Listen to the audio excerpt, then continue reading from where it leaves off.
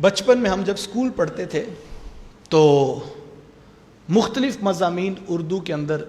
جو 15 نمبر کا ہوتا تھا، جو لکھنا ہوتا تھا، گھر سے یاد کر کے جانا اور پھر صبح اس کا ٹیسٹ دینا، کبھی صفائی نصف ایمان پر، کبھی میرا اسکول میرا مدرسہ، تو ایک عنوان ہوتا تھا اسوہ حسنہ، آقا کریم علیہ السلام کی سیرت کے عنوان پر۔ تو اس وقت بچے ہوتے تھے، تو وہ ہم ایک دن بیٹھے تھے تو ایک دوست جو ہے وہ ہیڈنگز یاد کر رہا تھا آقا کریم علیہ السلام کی سیرت کی، کہ پہلی سچائی ہے، دوسری دیانتداری ہے، تیسری سخاوت ہے۔ تو میں اسے کہا کہ یہ بھی بھلا کوئی یاد کرنے والی چیزیں ہیں؟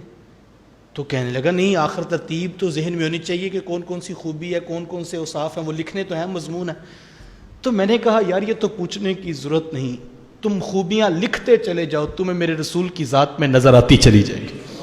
کوئی ایسی خوبی تو ہے نہیں جو حضور کی ذات میں نہ ہو، جو چیز خوبی ہے وہ محبوب کی ذات میں موجود ہے، تو اس کو تو رٹا لگانے کی ضرورت نہیں، خوبی ہو صحیح، اگر وہ خوبی ہے تو وہ میرے رسول کی ذات میں ہے۔ اور میں یہی آپ سے کہتا ہوں،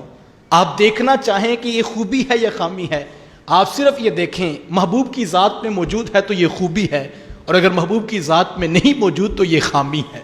اور اس خامی کے خامی ہونے کے لیے یہی کافی ہے کہ محبوب کی ذات میں موجود نہیں ہے۔ تو خوبی اور خامی کیا ہے؟ محبوب کی ذات میں جو موجود ہے، جس کو محبوب پسند کر لیں، اور سادہ کر دوں،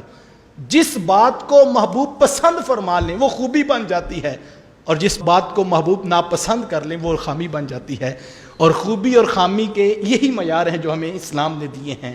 اور اسی لیے کہا لَقَدْ كَانَ لَكُمْ فِي رَسُولِ اللَّهِ أُسْوَةٌ حَسَنَةٌ، بے شک پیغمبر خدا کی زندگی تمہارے لیے بہترین نمونہ ہے۔ اور ہم خوش قسمت ہیں کہ اسلام نے ہمیں رول ماڈل پیش کر دیا اور کہا یہ ذات کامل ہے تمہارے سامنے،